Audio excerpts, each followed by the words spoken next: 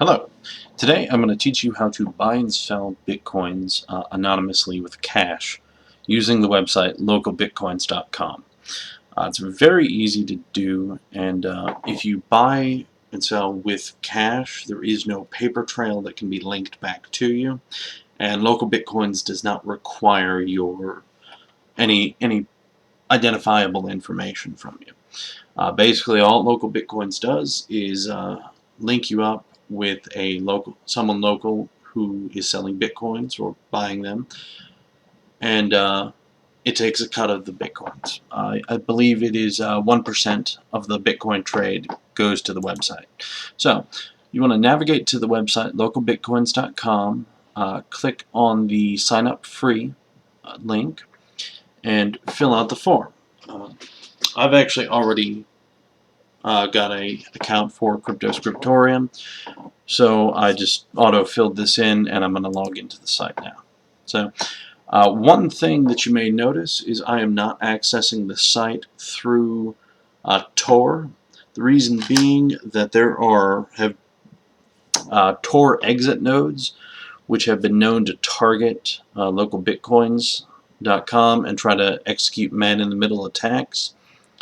It's unlikely that doing so would be successful. However, there is a very real possibility of bitcoins being stolen this way. So rather than risk that, I'm just going to access it through Firefox. Another problem that you do have on the Tor browser is a lot of times the site will be, the particular exit node you're working through will be blocked, and you'll keep getting prompted to input a CAPTCHA. If that happens, the only thing you can do is close Tor and reopen it and try to access the site again. Now, it does, sometimes it'll take 4 or 5 attempts before you can actually access the site correctly. And even then, I've had, in the middle of logging in, Tor just decided to require that CAPTCHA again and not allow me to access the site. And for some reason, it is not up. Okay, let's try that again. Perhaps that was the problem. If both fields are case sensitive. So, there we go. Okay, so I have logged in here and been able to access the site. You'll notice that it actually says my account security is weak. That is because I do not have login guard or two-factor authentication added on there. Both of those things, two-factor authentication especially, are things that I will cover in later videos. Login guard just basically means you can only access it from certain computers. That is very helpful. And two-factor authentication is a one-time use temporary password. We will cover that in great detail later on.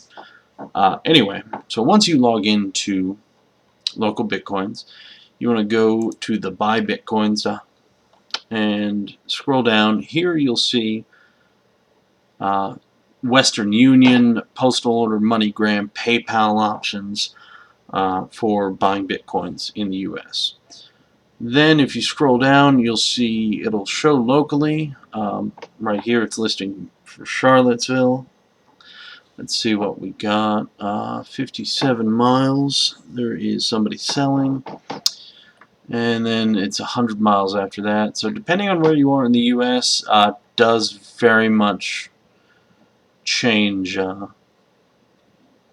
how close you actually can get to somebody. If you are in a more isolated area, you may very well have to drive several hours. I would not recommend, doing that sort of drive for less than, several $100s worth, but that's just me. So we're going to go into this Miles Man Bitcoin account. He gives some basic information, when you can contact him, where he wants to meet. And let's see. He has various information, gives his phone number, and then we would just input in here $5 and click the send trade request. Then he would get a notification. In this case, we would probably want to send him a text message, and that is how we would start the trade.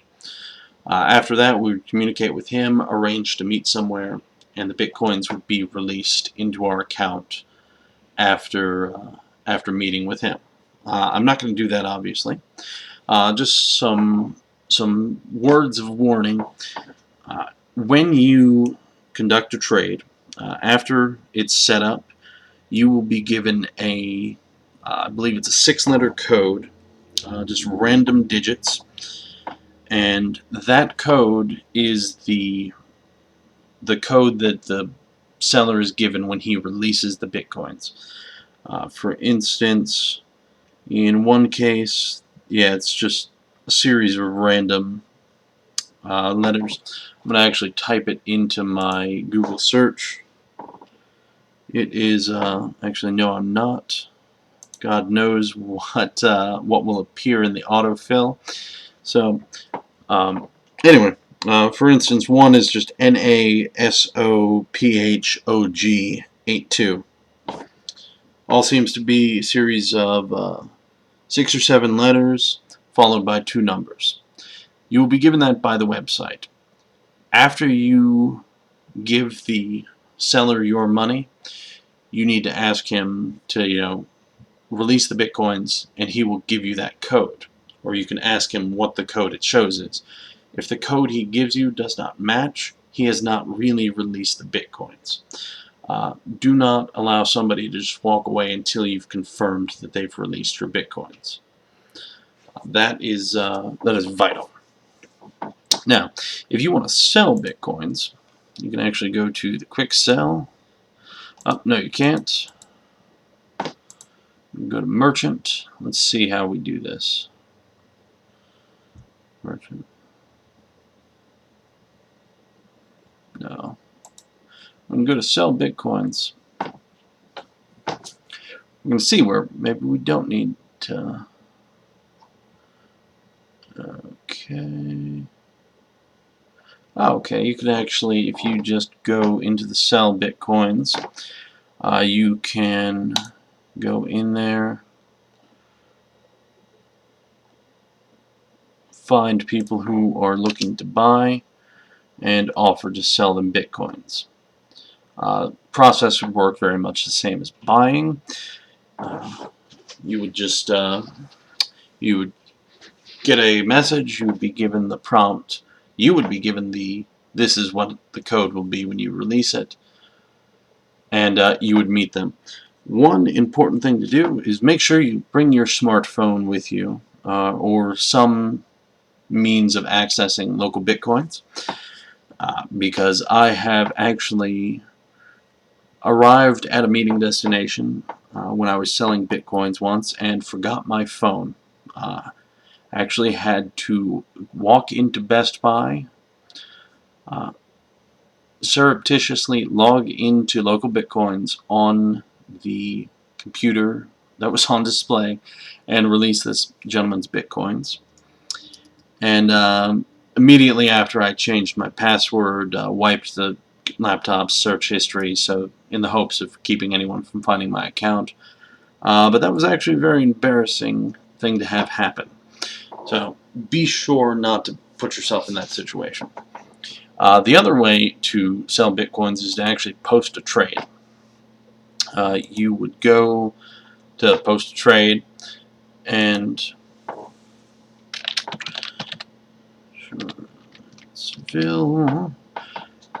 you would fill out the form. Floating price is something I generally do not do. Essentially, that hedges the trade while from the time the buyer puts the trade in to the time you actually release it. So the trade price can actually float a little bit, and you can give them more or less Bitcoins depending on what the value does in the time. That's generally not how I like to do it, just because I like to know from the moment I trade with or from the moment somebody puts a trade in, how much I'm actually going to be giving them, because I, as a general rule, do not keep Bitcoins in my Localbitcoins wallet. The reason for that being, it takes about 5 to 6 hours for Localbitcoins to let you withdraw anything. And the reason Localbitcoins does that is to prevent people from doing off-site trades. Basically, if you, for instance, if you were to create a trade agreement through Localbitcoins and then arrange to just transfer the Bitcoins from your wallet, you would get around the Localbitcoins 1% fee. So it's understandable why they prevent you from immediately withdrawing money from the wallet, but it is an annoying process. So you go down, you can actually select how large of a profit margin you're going to be operating on. Most people do between 5 and 10%. I personally always sell it for cost. Maybe 1% if I actually need some money. But I also will generally do Bitstamp and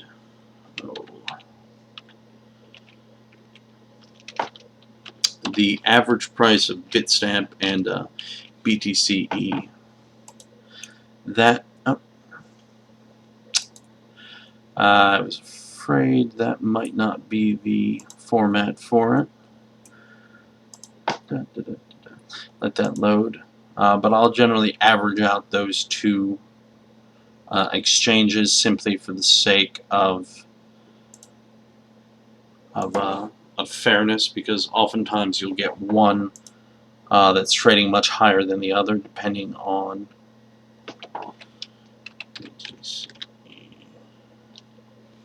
okay, BTC US dollar, that's why. There we go. And there we go. That price averages out a little lower, it looks like, than just the Bitstamp. Let's see, 475, yeah. So $3 lower is the average between the two. So the reason for that being, who knows?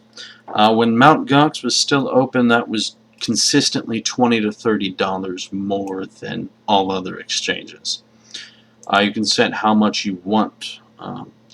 I generally, personally, don't ever sell for less than $50, just because of the time it takes to arrange to meet a customer and the any amount of driving I have to do, etc., etc., etc. It's not worth it to do for less than 50. I will also generally set a maximum amount a little lower than what I actually have on hand. That way, if the price of Bitcoin changes in the time between when I post the ad and when somebody buys, I will hopefully be able to cover it.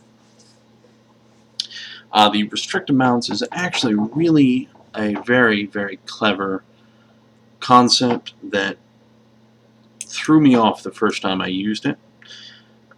Initially, I thought it was to set the denominations that you would actually trade in. So I put a $50, I think it was 50 to 400 when I did this trade, and I set it to 20 because I wanted to sell in increments of 20. Problem is that this is, in order to sell in increments of 20, what I would have had to do would have been to set it to 60, 80, 100, 120, and so on and so forth to 400.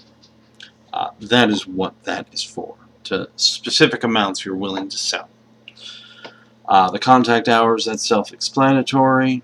Same with meeting places and any other information. That's usually where sellers will put how to get in touch with them, their average turnaround time, etc. Any phone numbers, I personally don't recommend putting your phone number on Localbitcoins. It seems risky. The track liquidity, that is a very helpful checkbox. Say you have $750 worth of Bitcoins. If you check that box, if somebody buys 250, the next person will only be able to buy 500. That way, the amount you have decreases as you sell. And then you would say publish advertisement. I forgot to put things. 9 to 5. I'm going to have to delete public places. Generally, like a mall or a parking lot or a restaurant that's public are good places to meet. And then you go in there, up and see, 60, 80, 100, 120, etc., etc., etc. And that is how you do it.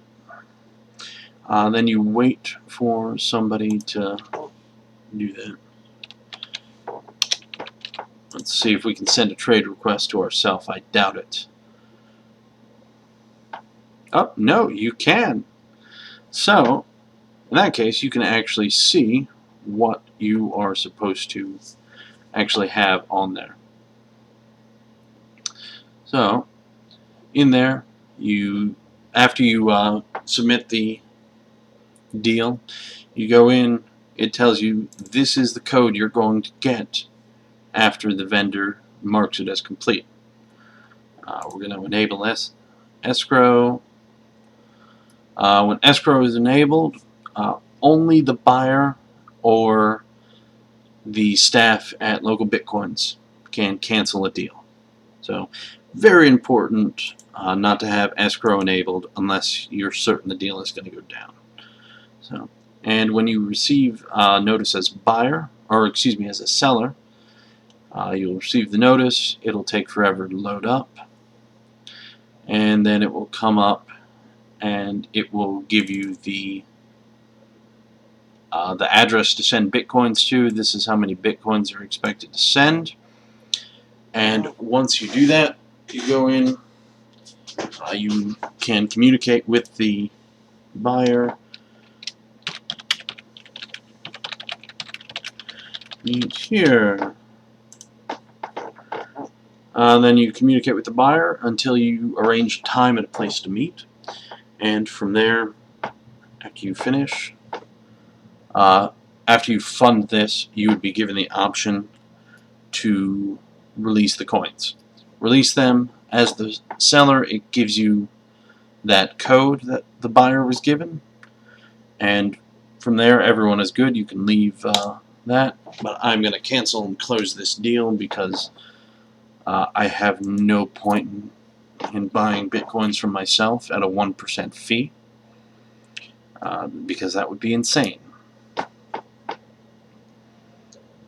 And that is, in a nutshell, how you use Localbitcoins. I believe I may have rambled a little bit here and there, but I hope that this was educational.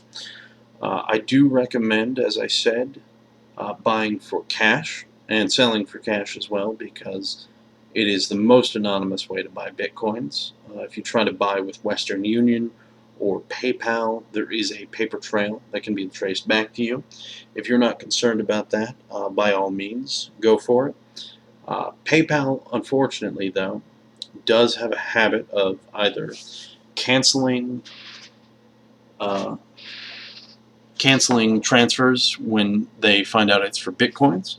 So I do not, under any circumstances, suggest you ever sell bitcoins and receive the payment via PayPal, because if the person on the other end tries to reverse that transaction, PayPal is very likely to trust it. However, now that I say that, I do realize that Braintree, which is part of PayPal, announced a few days ago that they will be accepting Bitcoin, so the winds may be changing for that. But as long as PayPal itself allows payments to be reversed so easily, I would be very, very wary about accepting payment from PayPal or checks or anything other than a non-reversible method of payment like like cash or Western Union, money orders, things like that. So hopefully this has been informative for you. If you have any questions, please leave a comment. Subscribe to my channel, all that. We will be getting into some more of the nitty-gritty stuff about publishing very soon. So you have a great day. Thank you for calling.